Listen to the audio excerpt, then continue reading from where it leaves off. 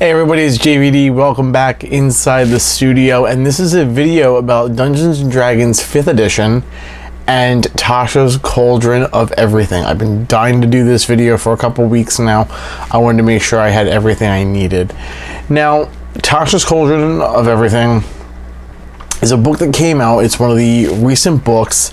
There are two of them that came out. There's Candlekeep Mysteries, and there is Tasha's Cauldron of Everything. Candlekeep Mysteries I have not yet gotten. I'm planning on getting that pretty soon. Hopefully maybe within the next few days or so. Maybe on Friday because it's payday and all. But this is the book I wanted to talk about today. Tasha's Cauldron of Everything. This book is incredible. Okay, you're talking about power creep to the max. Yeah, it provides that. It definitely has that. It's mainly because Tasha's Cauldron has other things that you never saw or you never thought you'd see in a Dungeons & Dragons book or coming into an RPG. The fact that it does that is just incredible.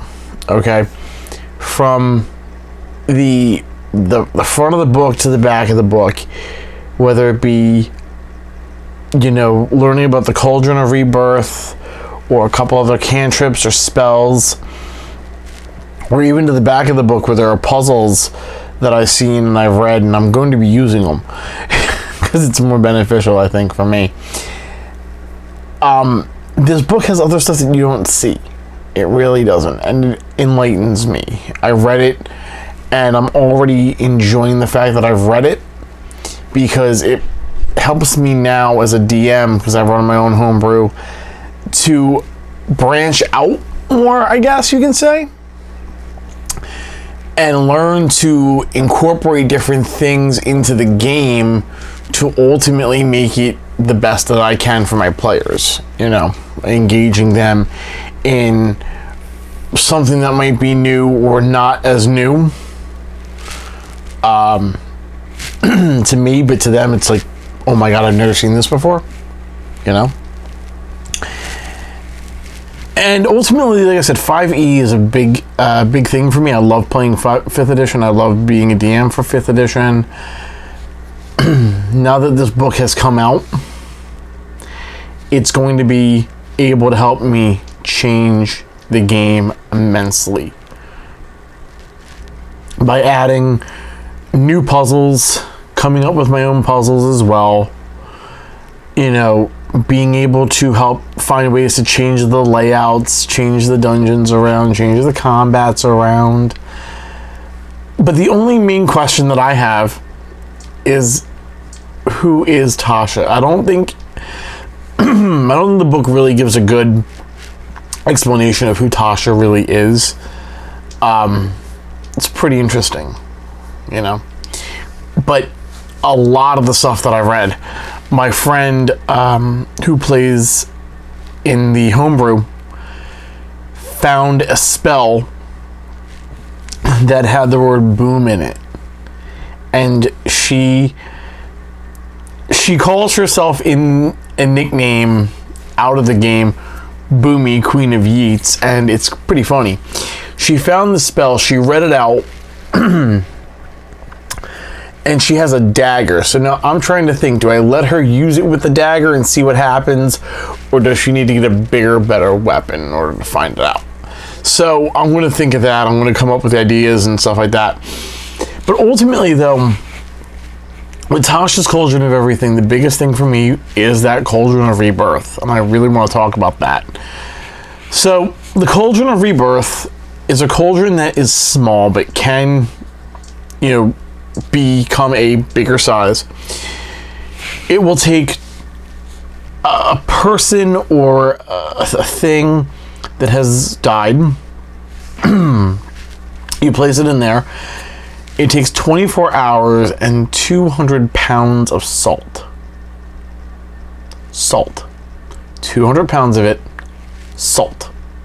Sodium chloride. Salt. Don't ask me why, but it's salt. Okay? And a lot of the people that are in the homebrew say, oh, I know how to get it, I know how to get it. I'm not going to make it that easy for them. I don't intend to make it that easy for them, as a matter of fact. But my friend J. Scott Garrett, I'm going to put a link to the to one of his videos. He mentioned that can become, in and of itself, a campaign.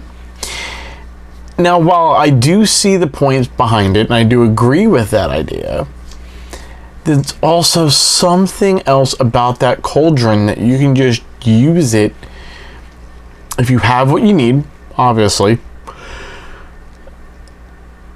but not in the campaign setting, because it's going to take at least a couple of days, maybe like a day or so after it being used, in order for it to fully gain back its mojo,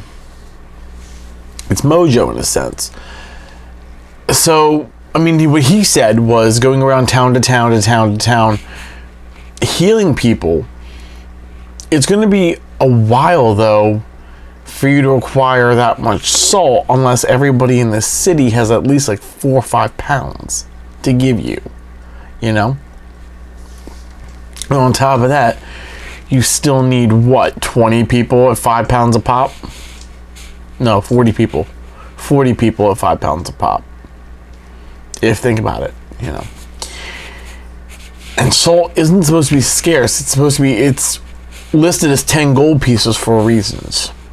You know, it's an expensive commodity. But ultimately, though, the cauldron is a good idea, but at the same time, it's got its drawback. It's got its drawback.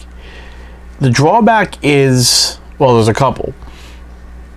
One, it takes 24 hours for the whole thing to work, on top of using the 200 pounds of salt.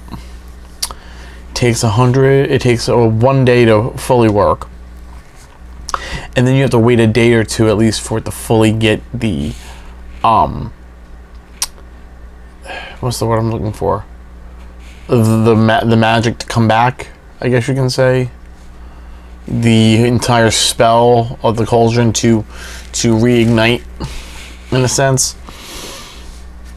It's kind of weird, but all in all, though, I do like Tashas Cauldron of Everything. It's a really great book. I think it deserves to be in the 5 main books of the D&D mainstay, which everyone knows are the PHB, the DMG, the MM.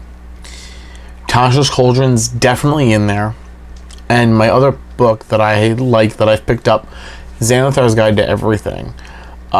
Those 2 books alone, the last 2, Tashas Cauldron and Xanathar's Guide, are the main 2 books that I would use, because there's so much in there that can offer insight and help me with anything that I think I can use to possibly change the game or fix it, make it a better game, make it overall more enjoyable, throw things in the player's way that they never expected, things they have to actually use their minds for, and it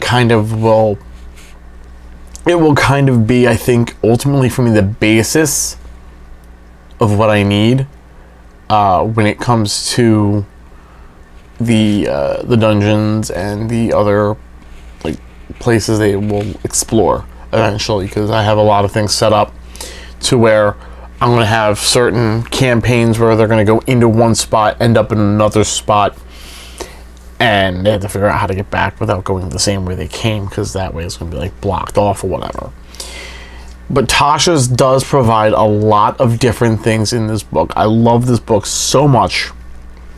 It is definitely an essential book. Again, I don't know much about the other book, Candlekeep Mysteries. I have not yet read that book. I do not own that book yet, but I will hopefully do it. And the main reason why is that combat wheelchair. I want to see if they threw that into the book or not. Okay? Other than that, I mean, I don't really know. Because Candlekeep has a lot of different pre-made adventures, and I'm not really a pre-made event. Well, I can be, but maybe for new people. But Tasha's overall, like I said, is the book that needs to be at the table at all times. The five main books have to be at the table at all times. The Player's Handbook, the Dungeon Master Guide, the Monster Manual, Xanthar's Guide to Everything, and Tasha's Cauldron of Everything. If you do not have those books at the table, in my opinion, you are not ready to do anything with D&D. Tasha's and Xanthar's Guide alone provide a boatload of other possibilities. You can turn this game and make it go upside down over top itself. The PHB, the DMG, and the MM, the first 3 books, the core books, are just stepping stones to get you started. The other 2 books, Xanthar's and Tasha's, right here, these 2, are the 2 main books to help make it better, make it bigger, make it better, make it even more of a game and more of an adventure than normal. And also, I do want to point out that with Tasha's, you're expecting a lot. At least I was. If you are expecting a lot out of Tasha's, be ready, because you're going to get what you pay for in that book. It is a book that I know you'll need to keep with you at the table, you know. I want to know if you guys have it at home. What are your thoughts? Should it be a key book? Should it be one of the key components? Let me know in the comment section down below. Be sure to like the video as well. Hit the subscribe button and of course the bell. Anytime I have a new video come out, you'll be one of the first ones to know that I threw out a new video. I will have more D&D talk. I will be doing a couple more other videos that are not D&D related, but regardless, keep it tuned right here on JVD Studios. I thank you guys for watching the video, and I'll see you in the next one.